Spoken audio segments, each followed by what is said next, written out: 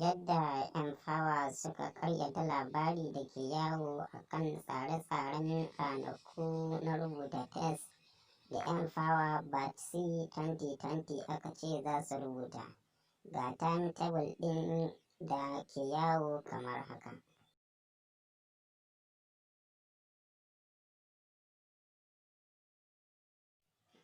Sai su kuma 'yan fawa suka fitar a shafinsu na Twitter da Facebook da WhatsApp sauran medias suka karyata wannan labari kamar haka.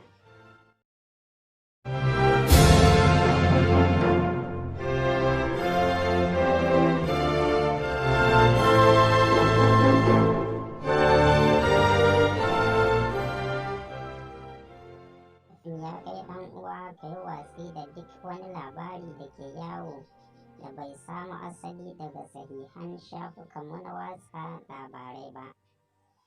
Duk labari da yake yawo a kan tsarin ranaku na test da ake cewa za mu yi to ka ɗauke shi a matsayin labarin kanzon kurege wato na karya ne.